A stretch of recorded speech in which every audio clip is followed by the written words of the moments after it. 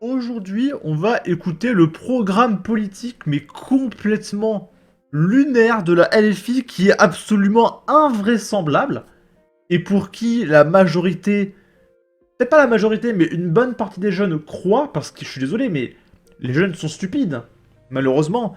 Parce que pour croire au gauchisme, il faut être jeune et ne pas encore comprendre le monde réel, ne pas être allé au travail, ne pas savoir comment marche la vie, etc. Et alors que le pays est incroyablement pauvre, on n'a plus d'hôpitaux, on n'a plus de système de santé, on n'a plus de thunes. Il y a les retraites, on a dû augmenter l'âge de départ parce qu'on n'a plus de thunes, on n'a plus rien, d'accord. La LFI, au pouvoir, il propose de donner à tout le monde, entre 18 et 25 ans, 1158 € par mois pour leur permettre de vivre dignement. Ils appellent ça l'allocation d'autonomie. Pour tout le monde, hein. Tout le monde de 18 à 25 ans. Sachant que... Pourquoi ils sont pauvres, les jeunes? Parce qu'ils n'ont pas assez de bourses et de CAF. Pourquoi les jeunes n'ont pas assez de bourses et de CAF? C'est parce qu'on peut pas... En fait, il y a tellement de migrants illégaux qui viennent sur notre sol par bateau, etc. que... à eux, il faut bien leur payer aussi le RSA, la CAF, la mission locale, etc. Donc forcément, vu que toute la thune, majoritairement, part chez les migrants qui ne bossent pas, ne parlent pas français, on ne peut pas donner d'argent aux jeunes. Et la LFI croit, et ses adhérents croient, que c'est possible d'augmenter l'argent donné aux jeunes, qu'ils soient français ou non, hein, tout en important massivement toujours plus de migrants illégaux à qui on va également tout donner. Mais où allez-vous trouver de l'argent? Ce n'est pas possible. On ne peut pas donner 1000 € par mois à tout le monde comme ça. Vous êtes complètement fous, hein. Si on pouvait faire ça, la vie serait merveilleuse, hein. Moi, je vais aller au pouvoir, je vais dire, hey, mettez-moi au pouvoir, je vais donner 5000 € à tout le monde, une PlayStation 5, etc. Ouais, ouais. Votez la minute info, ouais. Non, ça marche pas comme ça, il faut de l'argent, en fait. Du coup, on va écouter Manon Aubry, je rappelle qu'il représente la LFI aux élections européennes. La précarité étudiante explose à cause de vous. Un étudiant sur 5 envisage d'arrêter ses études à cause de difficultés financières. Oui, c'est utile d'être au Parlement européen, et c'est parce que nous avons mené la bataille avec beaucoup de force pendant 5 ans que nous avons obtenu une directive européenne sur les travailleurs des plateformes. Il y a beaucoup de jeunes ici dans cette salle. Peut-être qu'un certain nombre d'entre vous travaillent en plus. Alors, ça me fait marrer. Il y a beaucoup de jeunes dans cette salle. On va regarder. Moi, je vois majoritairement des vieux. Et des gens de 30 ans. Là, le mec, il est vieux, lui, il est vieux, lui, il est très vieux. Lui, on dirait un petit gauchiste, ok, quand même. Elle, elle est vieille, il est vieux, il est vieux, il est vieux. Elle, je pense qu'elle est étudiante. Eux deux, ils doivent être étudiantes, et les cheveux blancs, cheveux blancs. Y a pas beaucoup de jeunes, hein. Y a pas beaucoup de jeunes, hein, je suis désolé, hein. Pour payer vos études, ce qui est absolument pas normal. Et j'en dis un mot, j'en profite pour faire une proposition et la mettre ici sur la table. Je propose une allocation d'autonomie pour l'ensemble des jeunes de 18 à 25 ans dans notre pays, parce qu'il n'est pas normal que la moitié des étudiants aient à travailler pour financer leurs études. Et nous proposons une allocation d'autonomie au niveau du seuil de pauvreté dans notre pays, qui est un peu plus de 1200 € et qui permettra à chaque étudiant de vivre dignement. Voilà une proposition sociale que nous allons porter. Oui. N'importe quoi, c'est impossible à mettre en place, c'est impossible. Vous pouvez pas importer massivement des migrants illégaux qui sont responsables, à cause de vous, hein, à cause de vous, de la pauvreté de notre pays, et en même temps, dire, ouais, on va donner encore plus d'argent. C'est impossible. C'est impossible. Bande de demeurés que vous êtes, hein, vraiment, hein. Ça s'appelle acheter des votes. Pauvre Manon, elle rame et personne ne l'écoute. On vous voit beaucoup pour une 6e de liste d'un parti marginal en décrépitude. Vous ne parlez que des étudiants, vous devriez penser aux personnes qui n'ont pas de retraite décente et qui sont loin des 1158 €. C'est une question de décence et de survie. On appelle ça de l'achat de voix, mais les pauvres étudiants ne verront jamais la couleur de cet argent car c'est du bullshit. C'est infinançable. Elle va vous dire prendre l'argent des riches, mais lesquels? Ils ont déjà prévu de financer sans mesure avec cet argent. C'est complètement stupide, hein. Ok.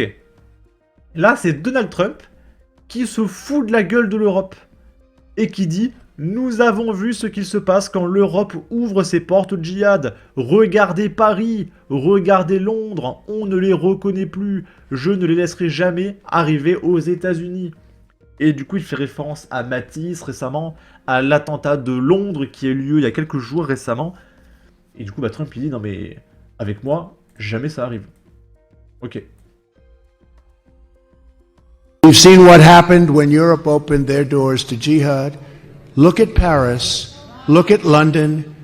Donc il a dit, regardez ce qui se passe quand l'Europe ouvre ses portes au djihad. Regardez Paris, regardez Londres.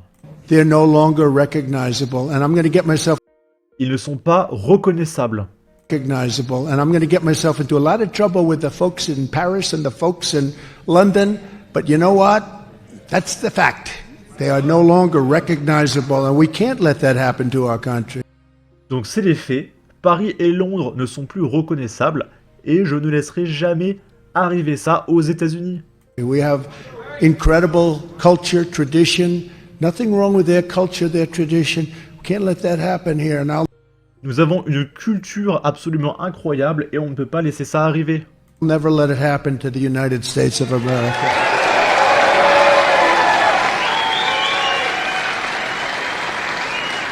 We've seen Moi je comprends hein, pourquoi les ricains ils votent pour Trump. Hein. Par contre je comprends pas pourquoi ils votent pour Biden. Hein. Le mec il se bave dessus, il tient pas debout, mais c'est pas possible. Qui vote pour Biden? Le mec il est peut-être mort, c'est un mec qui tu sais, en mode marionnette qui bouge dans son cadavre, c'est pas possible. Comment il fait pour vivre ce mec, il tient pas debout? Si même lui dit que Paris a changé, c'est qu'il y a vraiment un problème par rapport à ce que nos dirigeants disent. Quelqu'un comme lui, comme président, j'en suis sûr que la France reprendrait belle forme et couleur. J'espère que 2027 sera la bonne fois, cette fois-ci pour la droite. Paris n'a pas besoin de ceux qui ne l'aiment pas. Vive Trump! Il a entièrement raison. Voilà une parole de bon sens. Protéger, anticiper pour ne pas subir les mêmes fléaux que d'autres pays qui ont provoqué par leur gouvernance désastreuse.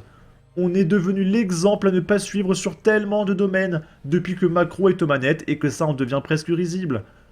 On aime ou on n'aime pas Trump, mais que jamais ne lui soit reproché sa clairvoyance et surtout le courage de ses positions. Pourquoi on n'a pas eu ça comme président? Ensuite, là on est à Paris, dans le 13e arrondissement. Un individu de type africain qui courait après des passants armés d'un hachoir menace des agents de la sûreté ferroviaire. Ces derniers font feu à 8 reprises sur l'individu désormais en urgence absolue. Et je suppose que Jean-Luc Mélenchon va prendre parole pour dire que c'est absolument insoutenable et qu'il faut faire 1 minute de silence. Ok. Grosse intervention cette nuit, Paris 13e arrondissement sur l'avenue de France, rue Tolbiac. À minuit 28, les effectifs SUGE ont ouvert le feu à 8 reprises sur un individu menaçant, armé d'un hachoir. Pas d'identité concernant l'individu en urgence absolue transporté à Pompidou. Touché 4 fois, pronostic vital engagé. Individu de type africain, mince, 1m70. Concernant les faits, un véhicule SUGE était stationné quand tout à coup, un homme muni d'un hachoir a tenté d'ouvrir leur véhicule. Les agents sont immédiatement sortis du véhicule et ont ouvert le feu 8 fois. Pas de motif terroriste pour l'instant. Piste plutôt de l'aliéné. Il est malade. Pour le moment, la qualification retenue est tentative de meurtre sur personne chargée de mission de service public. Ok. La course au hachoir sera une des épreuves les plus passionnantes des JO. Encore un boucher radicalisé. Au moins c'est original le hachoir. Ça change des 120 attaques au couteau par jour en France. L'urgence absolue contre les parasites, c'est de les éradiquer, pas de les soigner. J-86 avant les JO. Bravo! Espérons qu'une coupure de courant mette un terme durable aux exactions de ce fou dangereux. Et vraiment, j'ai vraiment hâte des JO. Il va y avoir tellement de vidéos. Je vous préviens, pendant les JO, il y a 5 à 6 vidéos par jour, hein, sans déconner. Tours, dans le 37, Un homme défiguré au cutter par une cicatrice de 15 cm qui va de la bouche à l'oreille par un demandeur d'asile géorgien déjà connu de la justice. Il se passe beaucoup de choses à Tours en ce moment. Hein. Un ressortissant géorgien a violemment agressé un compatriote avec une lame de cutter lundi 29 avril 2024 à Tours. La victime a été blessée de la bouche jusqu'à l'oreille. Demandeur d'asile, le trentenaire a déjà fait parler de lui à plusieurs reprises, notamment pour des vols à l'étalage et des menaces avec armes. Cette fois, la menace a été mise à exécution, qui a fait une victime, un compatriote géorgien, d'abord demeuré introuvable. Ok. Marre du droit à l'asile, qui permet à tout le tiers-monde de débarquer chez nous de manière clandestine sans pouvoir être expulsé, et le nombre de criminels dans le lot, rien à voir avec l'immigration régulière, d'après les faits de société qui ne les concernent pas. Ici, on est encore à Paris, un homme de 62 ans roué de coups après avoir fait fuir 4 jeunes cambrioleurs de son hall d'immeuble. Les suspects, âgés de 15 et 18 ans, sont originaires de Saint-Ouen, dans le 9-3. 4 jeunes ont été interpellés par les policiers dans le 15e arrondissement ce mercredi matin, alors qu'ils venaient de rouer de coups un habitant de 62 ans qui leur demandait de partir. La victime est grièvement blessée. Les suspects avaient été repérés peu avant par les policiers de la BAC. Une agression particulièrement violente. L'affaire débute vers 10h30 quand un équipage de la BAC du 15e arrondissement repère les 4 suspects dans la rue des Entrepreneurs. Ces derniers sont tous habillés en noir et s'intéressent au hall d'immeuble. C'est l'attitude de cambrioleurs à la recherche d'un accès ouvert qui agissent en pleine journée pendant que les habitants sont au travail, confie une source proche de l'affaire. Les policiers en civil décident de suivre le quator discrètement. Les 4 jeunes hommes poursuivent leur chemin et donnent des coups de pied dans certaines portes de hall d'immeuble pour tenter de les ouvrir. Un peu plus loin dans la rue Théophraste Renaudot, un habitant de 62 ans est témoin des faits et hurle sur les suspects qui choisissent de prendre la fuite. Il s'installe dans le square Saint-Lambert, à proximité, puis décide de revenir dans la rue quelques minutes après. Les 4 jeunes tombent sur cet homme, qui se trouve sur le trottoir devant l'entrée de son immeuble. Cette fois, il l'agresse violemment et le roue de coups de poing et de coups de pied sous les yeux d'un autre habitant qui ne peut rien faire. Les 4 mis en cause, originaires de Saint-Ouen, Seine-Saint-Denis, sont âgés de 15 ans pour 2 d'entre eux, de 17 ans pour le troisième et de 18 ans pour le dernier, d'après nos informations. Smiley vomit, toujours les mêmes. Je connais un peu le coin, c'est un quartier familial assez tranquille et plutôt bourgeois, malgré une grande concentration de logements sociaux dans le 15e. Apparemment, les cambriolages s'y multiplient ces derniers temps. Doublez les doses, ça va bien se passer. Pas d'amalgame, 75 mg. Gélule anti-stigmatisant. Ici, on est à Plabennec dans le 29. 4 Brestois âgés de 15 à 17 ans commettent 4 cambriolages dans le secteur, dont celui d'une dame de 94 ans séquestrée avec violence dans son lit médicalisé. Ils sont laissés en liberté avant de voir le juge pour enfants. Donc les mecs ont fait 4 cambriolages, séquestré une dame, et le juge leur dit, il n'y a pas de problème les copains, on vous relâche et on vous laisse recommencer.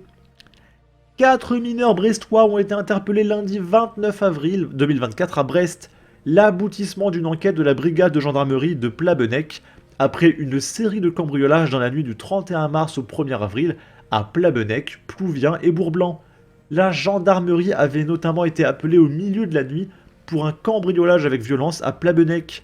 Une femme de 94 ans avait été maintenue de force dans son lit par les voleurs pendant que des complices fouillaient à la recherche de moyens de paiement et de bijoux. Cette même nuit, les gendarmes avaient interpellé 2 mineurs de 15 et 17 ans dans le secteur pour une voiture volée, plutôt à Brest, et qui contenait gants, cagoules, pieds de biche. Placés en garde à vue, ils avaient finalement été remis en liberté pour les besoins de l'enquête, les gendarmes soupçonnant la présence de complices après des rapprochements avec d'autres cambriolages sur le territoire. C'est finalement 4 mineurs de 15-17 ans qui devront comparaître fin mai devant le juge des enfants pour répondre de l'ensemble de ces faits. Origine des Brestois, ce laxisme judiciaire est exaspérant, les comparutions immédiates servent à quoi? Et la détention provisoire, les victimes sont méprisées, Marion Maréchal parle et agit pour les victimes. Et les parents de ces reclus sont où? C'est pas des enfants, travaux forcés pour ces Mongols. Il va falloir réformer cette justice pourrie en profondeur. Bref, en tout cas, n'hésitez pas à donner votre avis, votre opinion, à partager, liker, commenter, ça aidera au référencement de la vidéo sur YouTube. Abonnez-vous, suivez-moi sur Twitter et à la prochaine pour de futures vidéos. Ciao!